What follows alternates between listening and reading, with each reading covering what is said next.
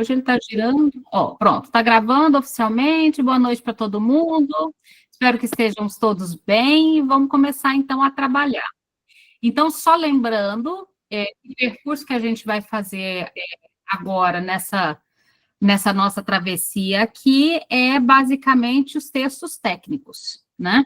Então, a gente conversou sobre a diferença entre as estruturas clínicas, depois passamos para as especificidades em relação aos tempos do sujeito, né? E as especificidades que a gente organiza a clínica a partir da infância, adolescência, idade adulta e velhice, sendo que o modelo inicial de tratamento foi a idade adulta, né? Todas as outras especificidades vieram depois, né? Então, se vocês vão ver que em algum dos textos de Freud, ou mais especificamente sobre o percurso da psicoterapia, vocês vão ver que o Freud coloca lá a questão da idade máxima, 50 anos e tal. Então, vocês vão ver que essa questão vai aparecer aí em mais alguns desses textos. Mas hoje, a ideia é fazer um voo rasante para ter uma noção panorâmica do conjunto, como se vocês pegassem o Google Maps e dessem uma olhada panorâmica no que é a cena da clínica. Depois a gente volta aprofundando em cada um desses tópicos. Por isso, tentei reduzir o máximo possível e ficou em 14 tópicos a parte técnica desse percurso clínico. Mas, antes de entrar em cada um deles, acho que seria interessante, por isso que a gente vai começar por aí, acho que seria interessante, então, essa ideia de fazer um voo rasante. Então, só para compartilhar aqui com vocês, o que vai ser esse percurso em relação aos textos. Deixa eu colocar aqui, do jeito que está no Canvas mesmo, vou nem colocar para abrir, não, só assim mesmo, só para a gente ver juntos. Então, lembrem-se lá, aqui a gente vai utilizar de bibliografia básica Freud e Lacan. Nesse momento, não vou usar comentadores, não acho que neste momento a gente vai precisar tanto deles, embora tenha excelentes comentadores de artigos sobre a técnica também, mas acho que esses textos são interessantes a gente acessar diretamente. Nesse sentido, a gente vai utilizar na obra do Freud esses textos, não significa que sejam os únicos sobre o assunto, é só porque a gente tem que fazer um recorte. Na verdade, tem dezenas de textos excelentes sobre a técnica. Eu estou utilizando, e recomendo que todos utilizem também, essa tradução da autêntica. Todos os textos do Freud que eu recomendei aí estão nessa tradução da autêntica. Está na pasta, mas é claro que a melhor leitura é no papel, né? Não tem como comparar uma leitura feita na tela e uma leitura direto no livro. Então, todos que tiverem condições de comprar o livro, recomendo, a gente vai utilizar essa tradução da autêntica, o volume de Fundamentos da Clínica Psicanalítica, o da capinha rosa, tá? E nesse livro estão todos esses textos que eu vou utilizar, sobre o início do tratamento em Freud, sobre a dinâmica da transferência, lembrar, repetir, perlaborar, caminhos da terapia psicanalítica, construções e análise finita ou infinita. Vocês vão perceber que a escolha desses textos tem a ver com o percurso do tratamento como um todo, ou seja, do início ao fim, perceberam? Então, não à toa, eu basicamente escolhi textos que me permitam falar como um tratamento começa, por onde ele passa e como ele termina, que é basicamente o que a gente vai tentar fazer aqui nos nossos próximos 14 encontros, contando com esse.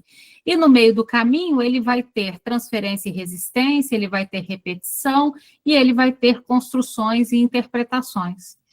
Então, como que se faz, além do enquadre, né, que é o divã, a questão do dinheiro, do tempo, quantidade de sessões e assim por diante. Na obra do Lacan, vamos fazer esse percurso também, indo aqui, cadê meu mouse? Vamos fazer esse percurso na obra do Lacan também, e no caso do Lacan, ele não tem, com exceção do seminário 1, que é justamente os escritos técnicos de Freud, em que ele vai retomar todos esses textos do Freud e elaborar, então, a proposta clínica do Lacan a partir de uma releitura dos textos técnicos do Freud, que é o Seminário 1, né? Então, o Seminário 1, que tem um elefante na capa, nada mais é do que uma releitura lacaniana desses escritos técnicos do Freud.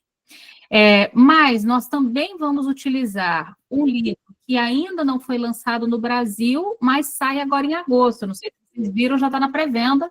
Vocês podem comprar, que é o Seminário 15 do Lacan, o Ato Psicanalítico, ele está na pré-venda, vai ser entregue em agosto. Então, ainda falta aí 1 mês e meio, mais ou menos, para a entrega dele, uns 40 dias. Mas ele tem o PDF, a versão não oficial, está na pasta lá. A versão não estabelecida pelo Miller, não publicada em editora, mas porque ele só foi traduzido para o Brasil agora. Outro texto técnico muito, muito bom do Lacan, que está nos escritos... Eu acho que eu levei lá para dentro. Está ali. Outro texto técnico que está nos escritos e que também nós vamos utilizar é a direção do tratamento e os princípios do seu poder. É um texto do Lacan muito claro, muito interessante, que inclusive foi o que eu utilizei hoje para as referenciazinhas que eu coloquei lá no Instagram, na postagem no Instagram, as frases que eu utilizei foi desse texto do Lacan, inclusive uma que eu gosto muito, né? O analista, ele dirige o tratamento, não analisando. Eu acho muito interessante, você dirigiu analisando, vira coach, tá? O analista dirige o tratamento, não analisando. Analisando, ele se dirige sozinho, tá, amor? E a direção do analisando é o desejo, não o analista. Então, gosto de algumas frases é um texto que ele fez uma quantidade de frases muito potentes, e muito interessantes para pensar aí a direção do tratamento todo do início ao fim. Ele vai desde da procura pela análise até a possibilidade de fim da análise, e inclusive o depois do fim da análise, que são os efeitos que reverberam de uma análise depois que ela termina. Esse texto do Lacan passa por esse percurso todo. Recomendo enormemente a leitura, ele não é um texto curto, esse é compridinho. Seminário 1 é o seminário todo sobre a técnica, como eu falei, e ainda 2 seminários que a gente vai utilizar. Para comunicar com o Freud, dinâmica da transferência, nós vamos utilizar o seminário 8 sobre a transferência, tudo bem? E o ato psicanalítico, que ainda não saiu no Brasil, o seminário, nós temos nos outros escritos a apresentação do ato psicanalítico, que é um texto mais curto, um texto mais breve, que apresenta de um modo muito interessante praticamente todo o percurso do seminário 15. É claro que quando você vai no seminário, você vai aprofundar esse percurso que o Lacan apresenta no texto Ato Psicanalítico, que está nos outros escritos. Então, basicamente, a gente vai passar por essas referências todas, tá? Essas pastas todas vocês conseguem acessar na descrição do grupo do WhatsApp da Travessia. Então, lá no grupo do WhatsApp vai ter uma pasta escrito Freud, está toda a obra dele lá, tem uma pasta escrito Lacan, está toda a obra dele lá. Mas, claro, que todo psicanalista tem que ter a obra em papel, né? À medida que vocês forem conseguindo e comprando a obra, também é muito importante, tá? Qual é o percurso, só um minutinho aqui, o percurso que a gente vai... aqui. Quais são as aulas que a gente vai fazer aqui? As aulas que nós vamos fazer hoje a gente vai falar sobre o percurso do tratamento. Quais são as etapas, se é que é possível falar assim, os atos, né, desse percurso do tratamento, da procura até os efeitos posteriores, né? Depois, na semana que vem, a gente vai falar sobre as entrevistas iniciais. Para esse daqui, eu recomendo a leitura, sobretudo, do texto do Freud, esse que está aqui, que é sobre o início do tratamento, de 1913, tá? Esse encontro aqui vai ser muito em cima deste texto do Freud. Recomendo muito que vocês o leiam para a próxima semana, tá certo? Depois, a gente vai falar sobre a diferença entre queixa e demanda, lembrando que a demanda como conceito psicanalítico só tem na obra do Lacan, não tem Freud, tá? Se vocês jogarem a palavra demanda no PDF da obra do Freud, vocês vão achar o verbo demandar, né? O sujeito demandou o quê, mas não como conceito, tá? Só como palavra solta. Assim como na tradução da autêntica, vocês vão encontrar, vez por outra, o sujeito, mas é a palavra, não é o conceito. Tá? Então, a demanda como conceito é obra do Lacan. Então, aqui a gente tem uma diferença importante entre queixa e demanda, que a gente vai falar na terceira semana. Depois, tratamento e cura, transferência, resistência, repetição. Um tema que sempre me perguntam: eu posso atender fulano que é primo de terceiro grau do meu tataravô? Então, quais são os vínculos que impossibilitariam a análise? Lembrando que é impossível você atender pessoas que não conheçam pessoas que conheçam pessoas que te conheçam. Então, não se trata de não conhecer ninguém. O que é quando a gente fala de não atender pessoas com determinados vínculos, que vínculos são esses, tá? Outro tema muito importante, sobretudo hoje com os atendimentos online, é possível atender no idioma estrangeiro? Eu tenho supervisionado muita gente muito boa que atende pessoas de outros países, não só brasileiros que moram no exterior, mas que também tem atendido, por exemplo, pessoas em francês, em inglês, e assim por diante. Bruce Fink é americano e atende em francês. Você tem inúmeros pacientes brasileiros que fizeram, inclusive a Lasnik, conhecida Lasnik, foi analisanda do Lacan. O Lacan, então, francês, ela brasileira, que viajou para a França e por lá ficou. Então, você tem várias pessoas brasileiras, que a língua materna é português, e fizeram análise, por exemplo, com o Jacques Lamillère, que é francês, fizeram análise em francês, não na sua língua materna. Então, nós temos algumas possibilidades. Às vezes, nós temos quantos argentinos trabalhando no Brasil mesmo? Né? O André Pérez, o Ricardo Goldenberg, olha o tanto de argentino que atende no Brasil. Ou seja, é possível, então, alguém que tem o idioma próprio, argentino, espanhol, ou inglês, ou francês, atender um brasileiro? É possível um brasileiro atender num outro idioma? E é possível quando dois falam, inclusive eu já supervisionei um caso que eu achei muito interessante, a paciente falava árabe, a analista falava português e as duas faziam análise em inglês.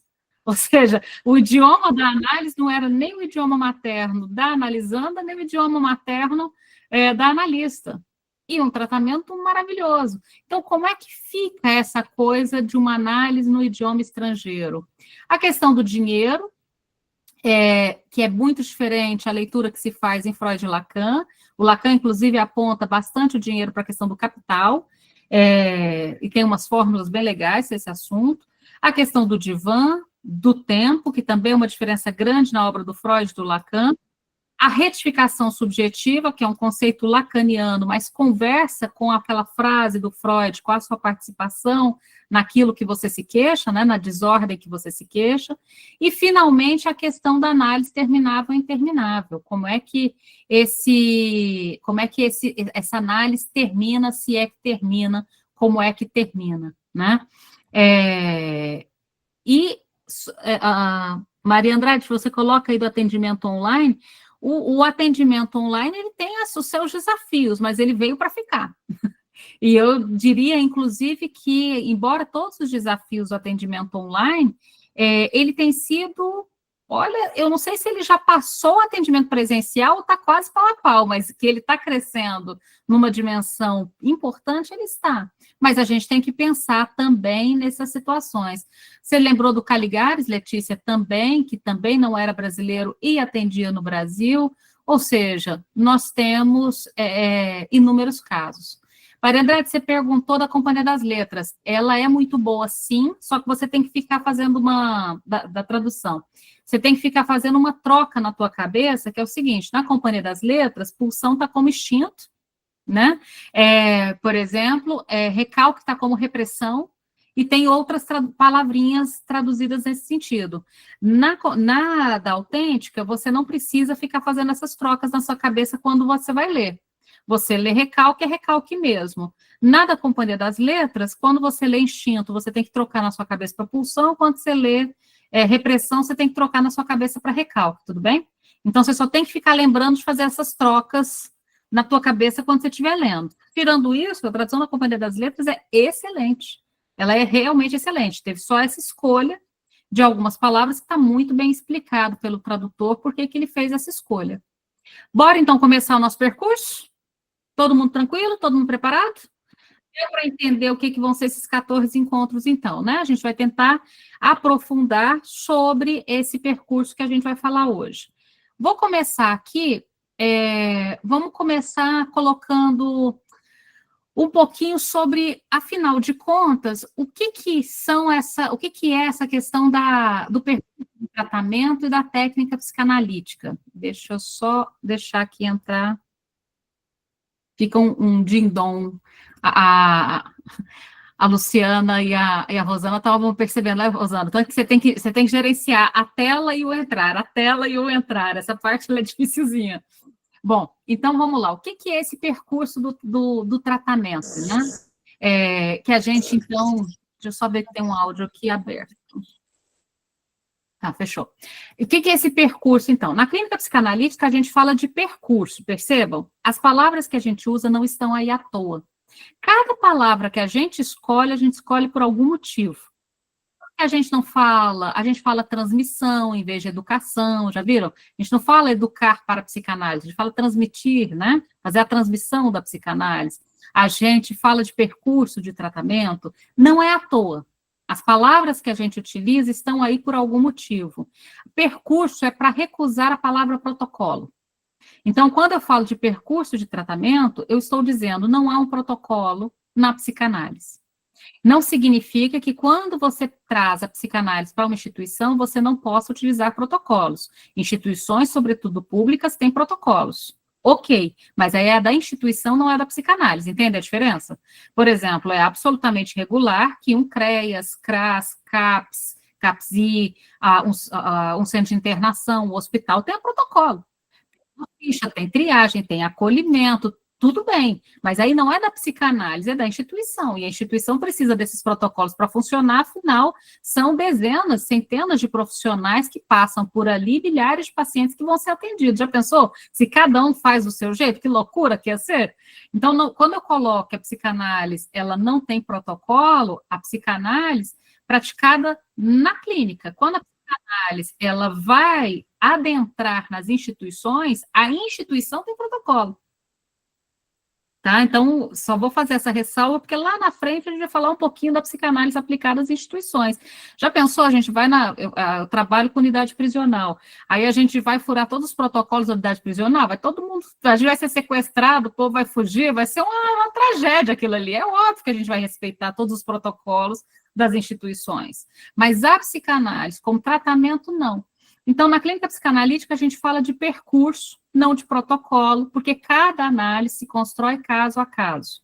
O que não significa que eu posso fazer qualquer coisa. Isso é uma coisa importante. O que não significa que qualquer intervenção vale. O que não significa que o tratamento pode andar de qualquer jeito, tá claro? Porque o tratamento, ele se constrói caso a caso, isso não é para flexibilizar mais, é para ser ainda mais rigoroso.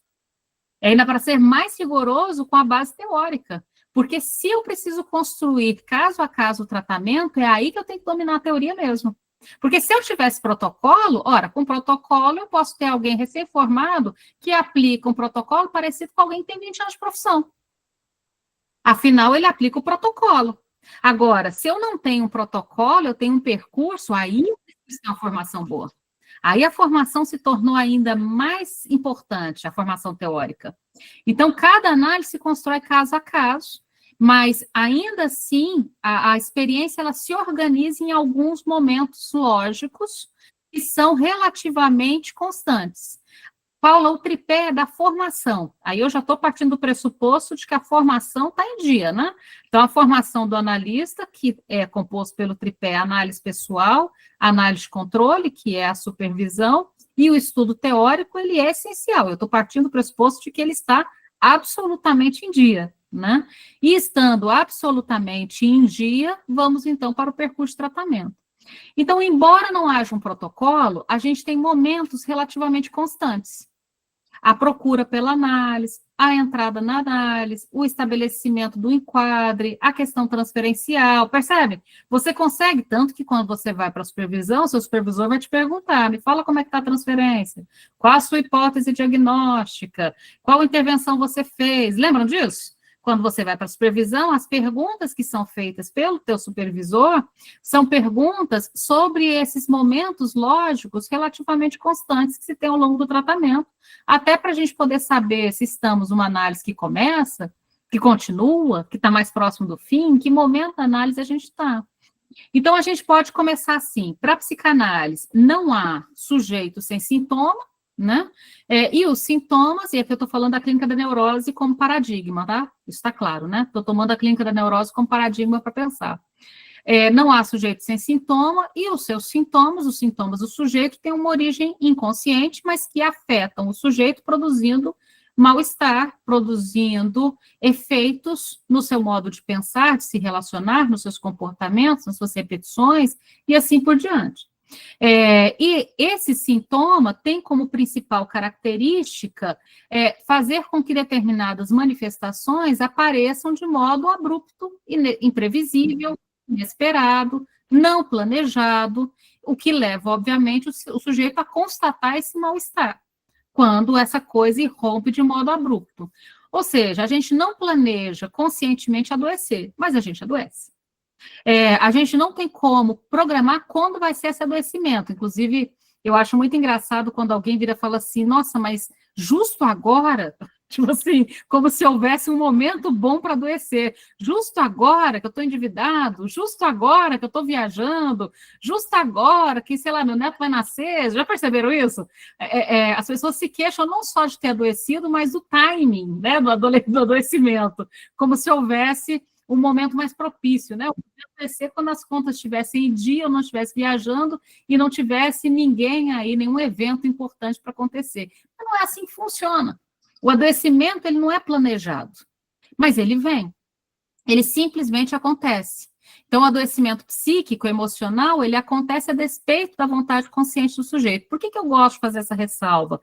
Porque na nossa área, por exemplo, alguém quebra a perna, todo mundo olha e fala, coitado, quebrou a perna, porque quebrar a perna é visível, né? Tá lá com o osso exposto, você tem um receio de não voltar a andar, sei lá o que acontece. Na nossa área, as pessoas, elas julgam o adoecimento, né? Mas o sujeito, ele não se esforça, né? Ele podia dar uma melhoradinha, ele podia se esforçar mais, ele podia mudar isso ou aquilo. Então, a gente tem uma coisa complicada na nossa área, que não basta adoecer, você tem que ter seu adoecimento reconhecido.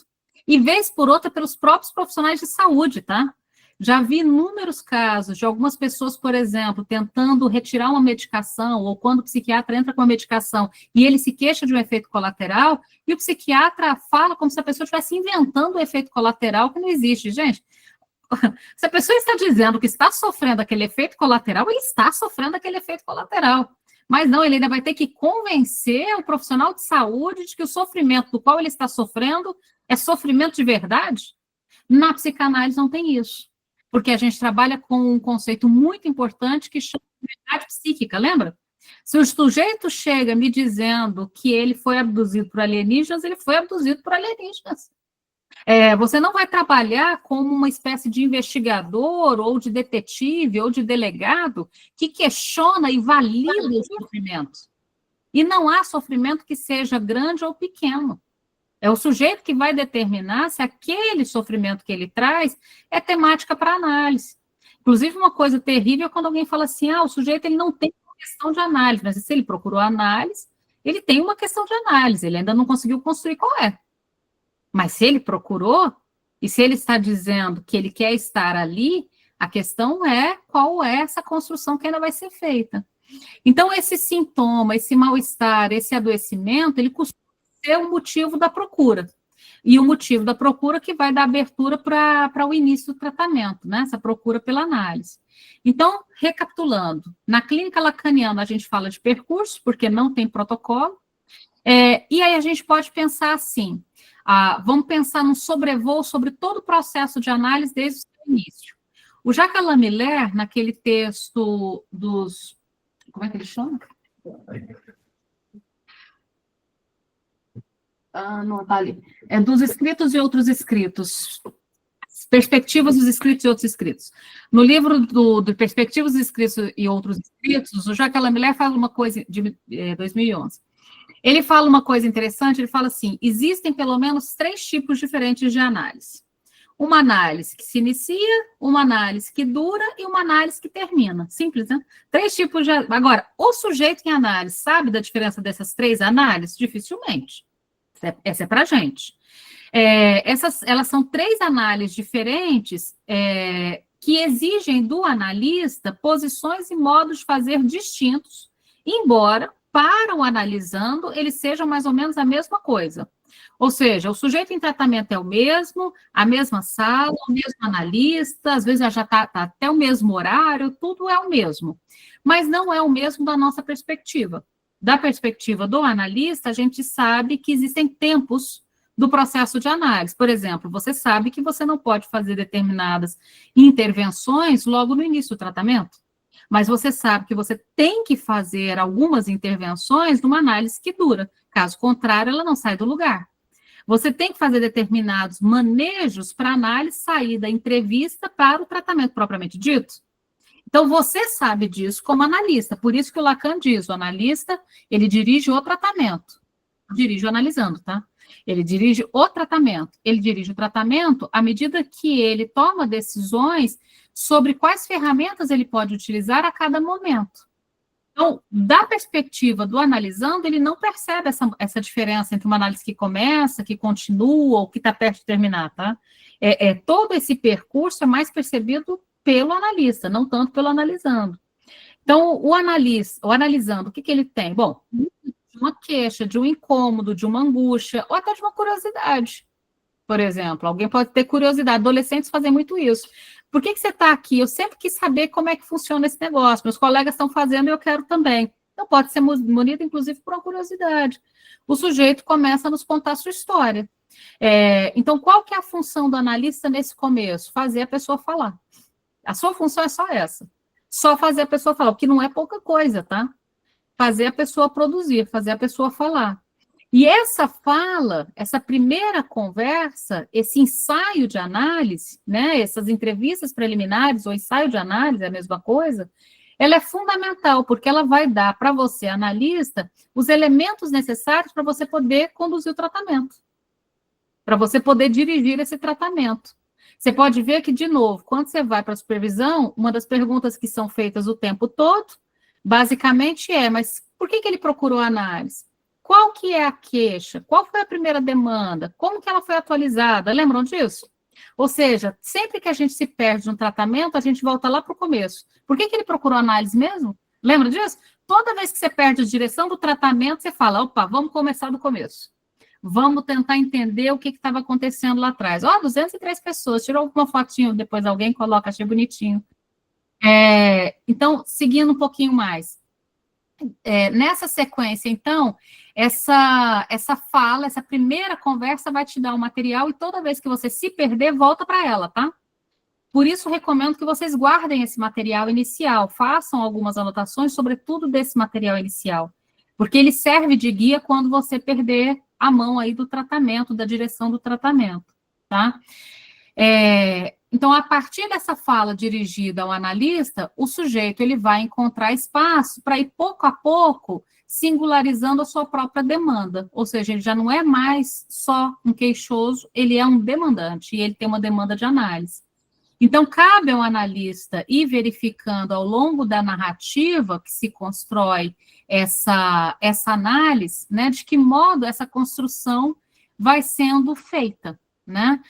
O Miller fala, eu gosto dessa citação, ele coloca assim, a posição tomada por quem fala, né, em relação aos próprios ditos, e a partir dos ditos, localizar o dizer do sujeito, retornar à enunciação, o lugar que está o enunciante frente ao enunciado. Você vai perceber assim, mas a pessoa, ela vem e ela conta a mesma coisa, nunca é a mesma coisa. Porque cada vez que ela conta, à medida que ela vai contando, que é o que a gente estava falando agora há pouco, né, Mariângela, esse recontar, né, contar de novo, o de novo é novo, é sempre outro. E o que muda fundamentalmente? A posição do enunciante frente ao enunciado. A enunciação pode até parecer a mesma história, peguei o livro na minha mão, mas você vai perceber que a posição do sujeito diante do enunciado modifica. O conteúdo parece o mesmo, mas o lugar do sujeito que diz, o afeto investido naquele dito, a posição passiva passa para ativa, uma responsabilização surge, deu para entender? Tem uma sutileza da modificação diante desse enunciado.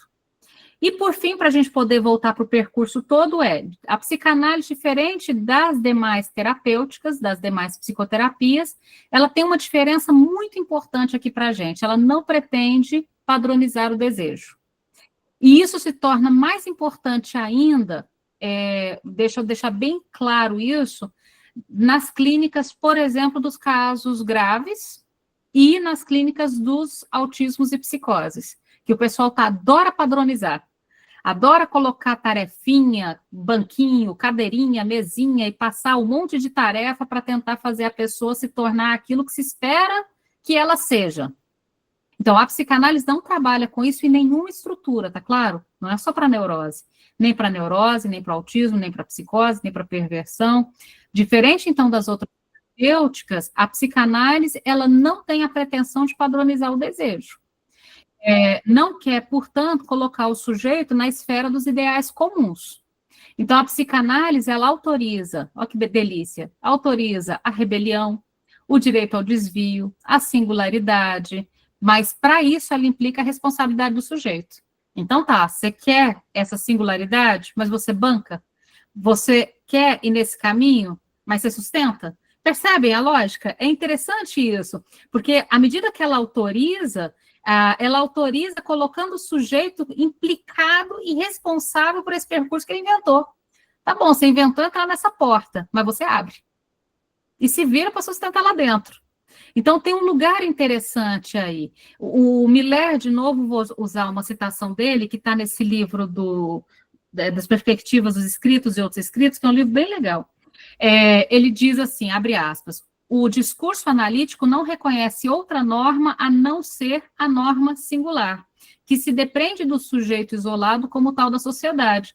É preciso escolher o sujeito ou a sociedade. A análise está do lado do sujeito. A análise teve esse poder de fazer com que a sociedade se tornasse mais porosa ao sujeito. Não é interessante?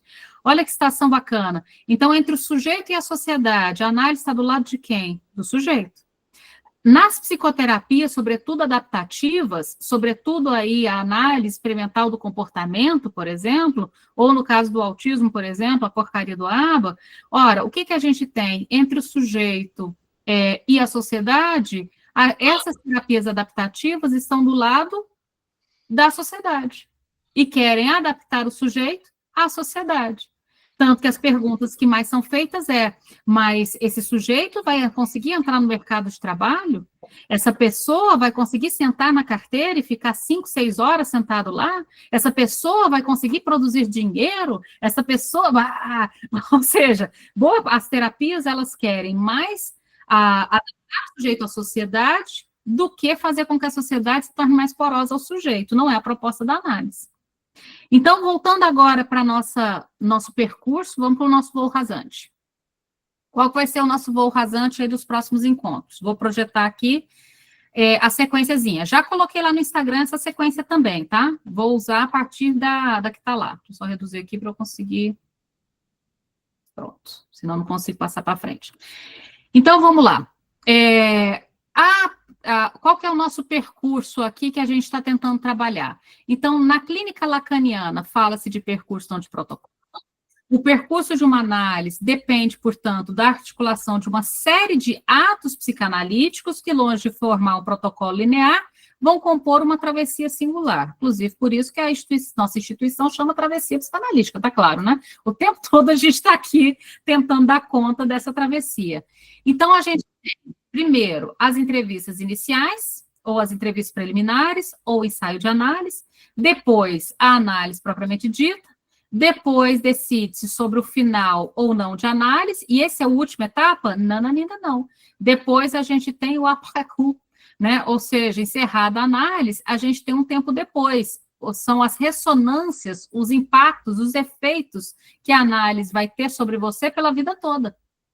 Inclusive, faço uma ressalva disso sobre a clínica com crianças, tá? Quando vocês forem atender criança, lembra que se a precu é a vida toda, ou seja, uma criança de 3, 4 anos, você vai fazer ressonâncias dela pelos próximos 90 anos, se ela viver 90. Tá? Então, quando você faz... de vez em quando eu vejo que as pessoas não levam tão a sério a clínica com crianças, quando levam com adultos, só se lembrem que isso que ressoa no futuro, ressoa ainda mais alto para as crianças e por mais tempo até do que com os adultos. Diga, Fabíola. Acho que era isso que você falou agora. Eu acho que para a criança ainda tem mais efeito ainda, né? Assim, porque ela tá se organizando ainda, né?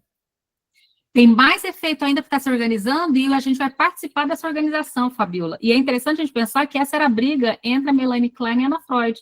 Quando a Ana Freud falava que as crianças só deveriam começar a fazer análise mais tarde, mais especificamente a partir do Édipo, e a Melanie Klein propunha muito mais cedo, e hoje a gente propõe desde bebês, na verdade, a grande complicação é que a Ana Freud apontava que se a gente começasse a atender muito cedo, a gente participaria da formação dessa criança. Então, é como se, de algum modo, as identificações não viessem só da cena edípica dos pais, mas viessem também, de algum modo, das interferências da escola, da análise, e assim por diante.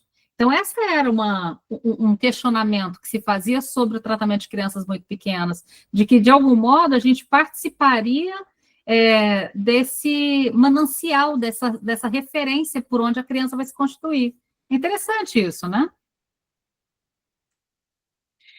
Seguindo então um pouquinho adiante, vamos para a nossa sequência. Qual que é a sequência que a gente vai fazer? A procura pela análise. Percebam que eu coloquei a procura pela análise como o primeiro passo, não necessariamente o início da análise, porque eu acho que a análise começa antes da pessoa chegar no seu consultório. Inclusive, é bastante comum que a pessoa ela fala assim, faz anos que eu gostaria de estar aqui. Eu queria te mandar mensagem há sei lá quanto tempo, mas não tive coragem. Já viram isso? Eu acho muito interessante. Isso significa que a pessoa já está fazendo análise esse tempo todo.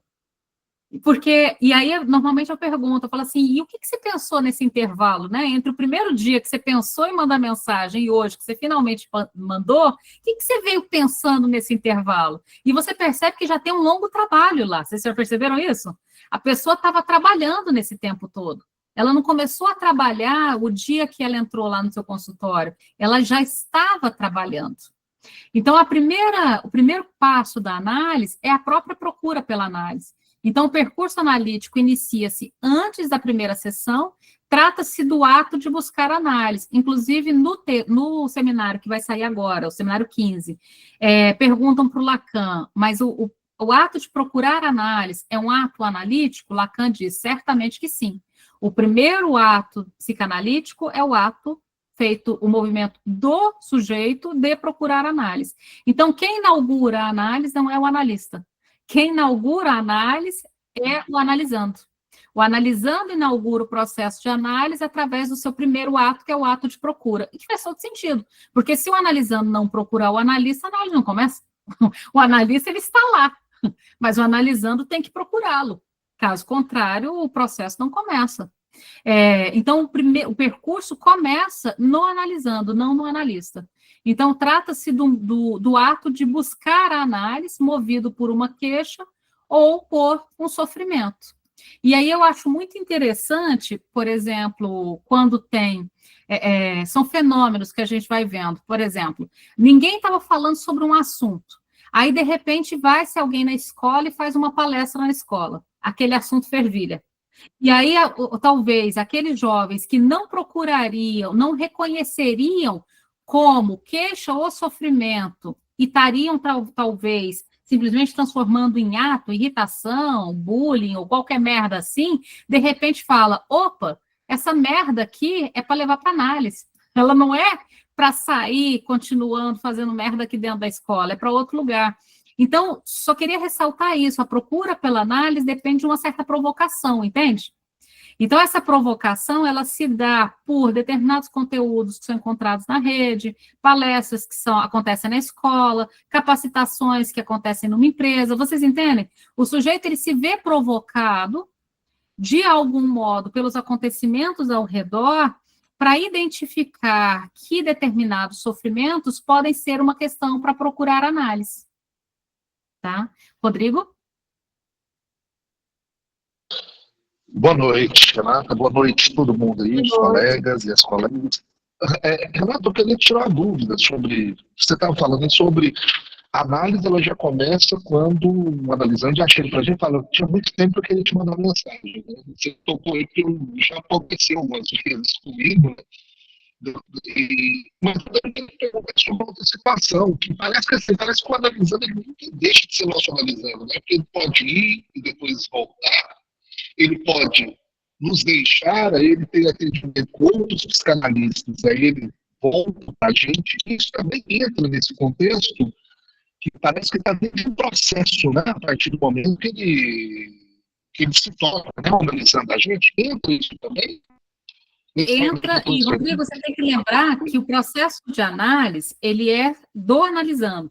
Então, quando o analisando ele troca de analista, por exemplo, ele não interrompeu o processo de análise. Ele continua o processo de análise. Inclusive, é uma coisa interessante, porque às vezes o analisando ele decide trocar do analista, não porque o processo de análise não estava bom, é porque ele chegou até um certo limite, chegou até um certo ponto, e o analisando, na tentativa de ultrapassar um certo ponto, procura uma continuação do processo de análise com outro analista, por exemplo, e faz parte do processo, e pode, inclusive, lá na frente, retornar ao anterior. Então, o processo de análise, é interessante a gente pensar. E cada vez que você muda de analista, algo se modifica no processo de análise, porque a relação transferencial já é outra.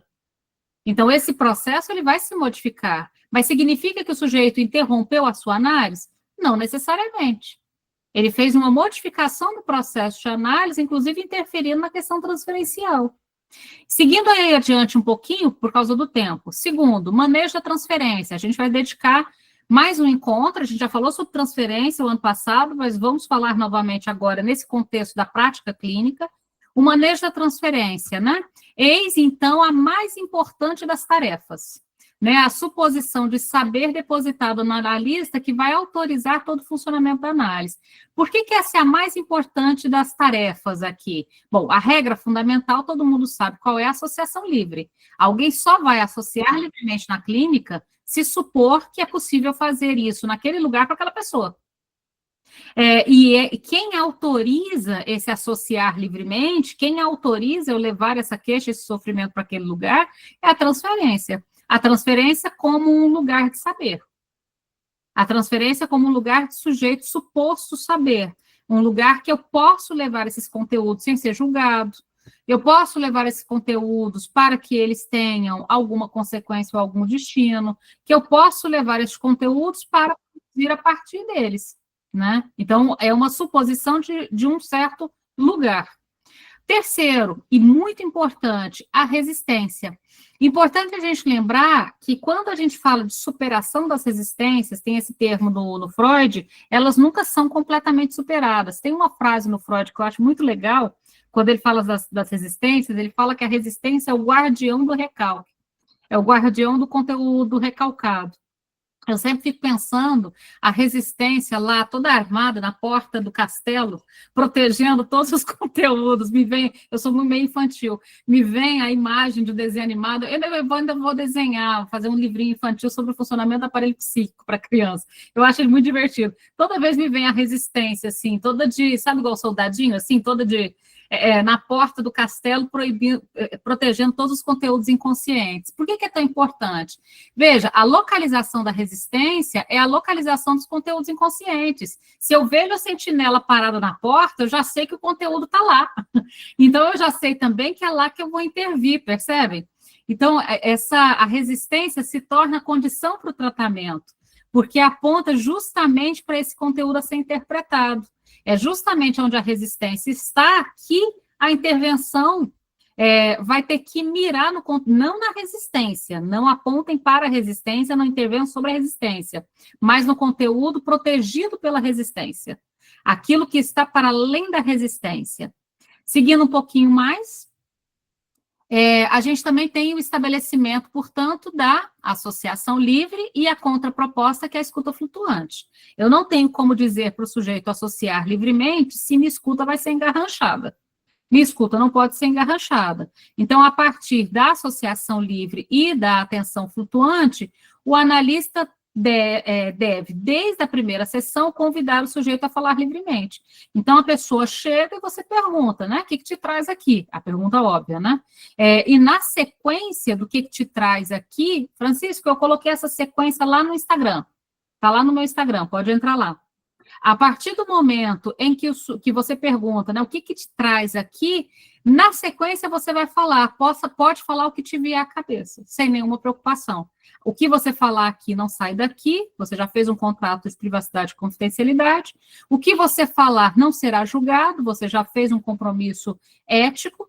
E o que você falar, esse compromisso a gente não faz, mas a gente tem, ele não vai gerar afetos em mim, que é o conceito de neutralidade, que é um conceito muito importante. Eu venho ressaltando muito, Rodrigo sabe que eu já bati nessa tecla algumas vezes, né, Rodrigo? Sobre esse conceito. O conceito de neutralidade vai aparecer tanto nesses textos técnicos do Freud, como vai aparecer nos princípios do poder do Lacan. O Lacan, ele fala sobre a neutralidade, uma frase muito simples. Ele fala, neutralidade seria basicamente eu assumir o compromisso de não colocar os meus afetos no conteúdo que não é meu. Então, alguém traz um conteúdo e eu não posso depositar os meus afetos nele, eu não posso ficar horrorizado, feliz, triste, indignado, eu não posso depositar os meus afetos numa história, num conteúdo que não é meu. É bem interessante isso. Então, seguindo um pouquinho mais adiante, então, a partir da associação livre da atenção flutuante, o analista vai, então, convidar, desde esse primeiro momento, né, a falar livremente, e em troca, né, em troca dessa fala livre, eu vou oferecer uma atenção que não engarrancha, que não julga, que não deposita meus próprios afetos, que não deposita minha própria religiosidade, que não deposita minhas próprias ideologias, que não deposita... Deu para entender, não é para depositar os seus próprios conteúdos ali onde o sujeito traz. Caso contrário, você não está cumprindo essa parceria, você não está cumprindo de modo nenhum essa troca entre associação livre e atenção flutuante. Diga, Fabiola. Sobre essa questão da neutralidade, eu só fiquei com uma dúvida. Quando você está na clínica interagindo, assim, interagindo não, você está escutando, né, o paciente, você pode fazer caras e bocas, eu digo assim... Como ferramenta de trabalho, sim. Mas não como expressão dos seus afetos. Percebe a diferença? Tem um texto muito bom do Jacques Lamillard também, que chama Ler o Sintoma. Vocês jogarem na internet, aí vocês acham ele é aberto e gratuito. Nesse Ler o Sintoma, ele desenvolve, Fabiola, o conceito de semblante.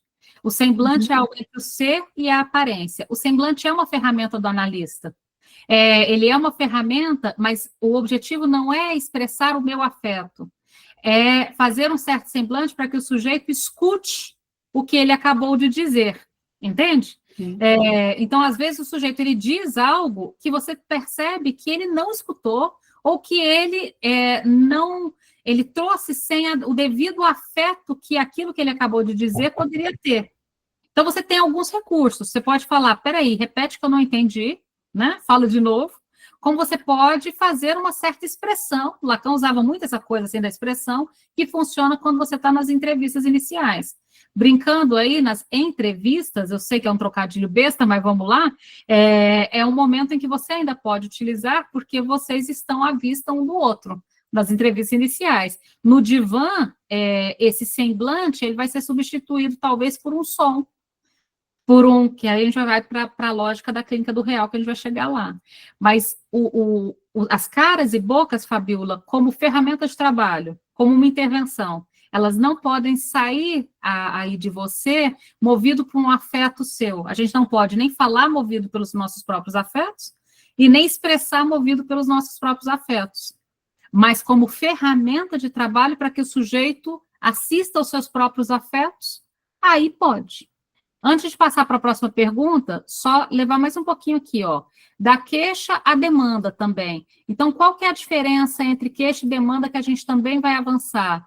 Então, nas entrevistas preliminares, a queixa tem que ser transformada em demanda.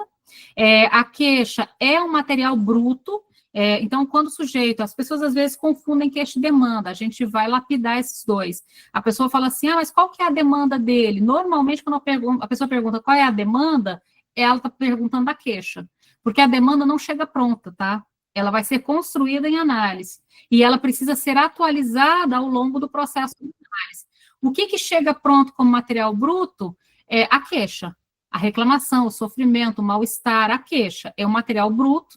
O analista, ele recolhe essa queixa para que possa ser lapidada. E como é que ela vai ser lapidada e transformada numa demanda? Transformando a queixa em perguntas, entende? A queixa, ela vem no sentido de afirmações. O eu sofro. Ela precisa ser transformada em perguntas. Do que eu sofro? Por que eu sofro? Há quanto tempo eu sofro? Deu para entender? Então, a queixa ela é transformada em perguntas e essas perguntas permitem lapidar a queixa a ponto dela se transformar numa demanda. Vitor? Oi, boa noite. Boa noite. Dúvida, na verdade. Às vezes chegam pacientes que já passaram por outras abordagens, né? TCC, enfim, qualquer outro tipo de abordagem. E eles questionam um pouco sobre o método, perguntam como que funciona a psicanálise, querem entender o processo.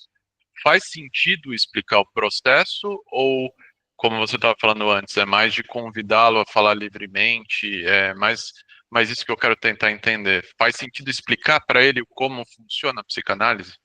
Vitor, o Freud explicava bonitinho, dava uma aulinha, né? Se você pegar lá no texto do Freud que a gente vai ler sobre o início do tratamento, na página 121 do livro que eu sugeri aí, quando você for lá nesse texto sobre o início do tratamento, você vai ver que o Freud ele vai dizer, olha, eu dedico um certo tempo no início do tratamento para explicar o funcionamento da análise. E ele explica todo o funcionamento da análise, até porque você tem que lembrar que ele estava inventando um campo, né? Ele estava construindo toda uma área. Hoje, a gente tem uma grande vantagem de que a gente não precisa explicar muita coisa, porque a própria lógica do sofrimento psíquico, do inconsciente, as pessoas já têm, né? A gente vai explicar a partir mais de uma distinção. E aí, Vitor, faz todo sentido. Por exemplo, se a pessoa ela veio da TCC para a psicanálise, normalmente eu pergunto, né, o que era o seu tratamento lá na TCC? Aí a pessoa falava, o terapeuta ele me fazia isso, me mandava tarefa, larararará. Então, no caso da psicanálise, a diferença fundamental é que isso que acontecia lá, aqui não vai acontecer. No lugar desta tarefa, teremos, e aí a gente vai falar sobre corte, sobre tempo lógico. Então, um jeito você não falar mais do que o paciente é você pedir para ele falar de onde ele veio e apontar a diferença de onde ele está agora. Tudo bem? Diana? Renata, a respeito da resistência, quando a resistência é do analista, né? Assim, porque o Lacan falava isso, né? É do analista. Resistência para o Lacan é só do analista. O Freud ele localiza 5 tipos de resistências diferentes, né? Ligadas ao eu, ao supereu e ao id. Mas o Lacan resume tudo isso dizendo que só há uma resistência, a resistência do analista, quando ele não sabe com o que ele está lidando. Mas pode falar, Diana. Então, aí eu fico pensando nisso, né? Quer dizer, ir atrás da resistência, porque ali é onde terão os conteúdos, né? O inconsciente. Mas pensando nisso, né? Sendo do analista, aí tem que tratar na análise. A resistência do analista, ele trata na análise de controle, que é na supervisão. Porque a resistência do analista, você vai ter notícia dela por aquilo que ele deixa de pegar no discurso, por aquilo que ele não intervém, pelo receio de fazer um corte, entende? Ele mesmo vai perceber que, de algum modo, o tratamento não vai como deveria por alguma dificuldade dele, né? Do próprio analista. E aonde que ele vai lidar com a resistência? Na supervisão, por isso que a gente chama de análise de controle. Na supervisão, ele vai lidar com as resistências que ele tem da posição como analista. Claro, na análise pessoal também, mas na supervisão, sobretudo. Só por causa do tempo, deixa eu avançar mais um pouquinho, José, antes de te chamar, tá? Então, em relação ao enquadre. Falar nisso, quanto tempo, José? Tudo bem? Fazia tempo que eu não te vi. Em relação ao enquadre, olha só, o enquadre, a gente vai, inclusive eu separei em mais de um encontro, porque ele é importante e longo, tudo bem? Em relação ao enquadre, a gente tem o tempo, dinheiro e divã, tudo bem? Em relação ao tempo, a gente tem a duração da sessão e o tempo também. Por exemplo, o Freud atendia 5 vezes por semana, 50 minutos, 1 hora até. Hoje eu não consigo imaginar alguém 5 vezes na semana num consultório, né? É absolutamente impossível a gente pensar nisso. Então, a quantidade de sessões modificou e também o tempo da sessão modificou. Mas também a gente trabalha com a ideia de uma variação da sessão. Agora, a duração variável não implica que eu vou trocar a sessão de 50 por sessão de 20, porque aí eu não estou trocando a sessão variável mais. Eu saí de um standard para outro standard. Entende? A sessão variável significa que ela vai medir pelo tempo lógico, que é o tempo da intervenção. Há um determinado ponto que eu preciso cortar para que o sujeito se escute.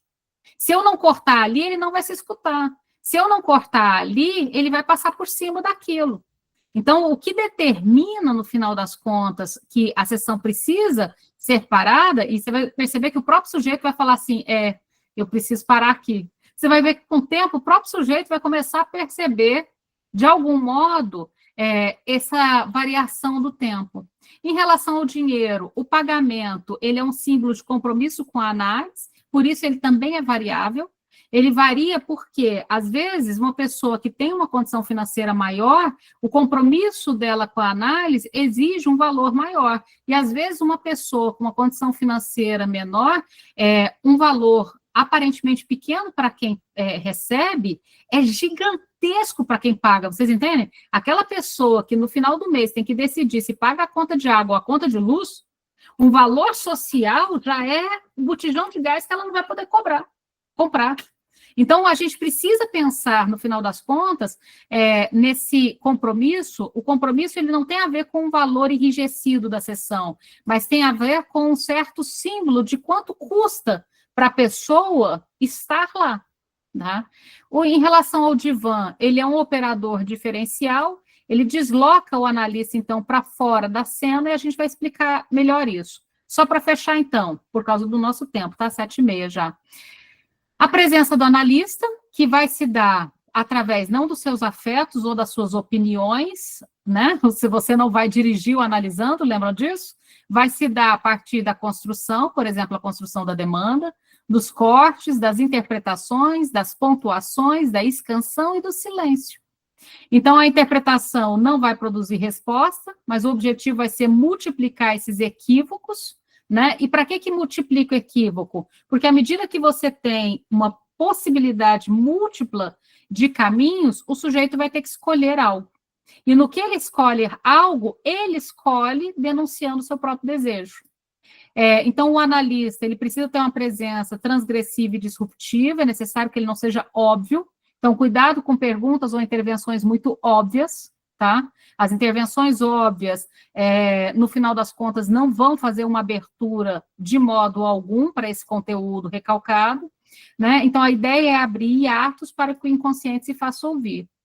Não tem como fazer um tratamento sem uma hipótese diagnóstica, mas não é uma certeza diagnóstica. Lembra que as palavras são importantes. É uma hipótese diagnóstica.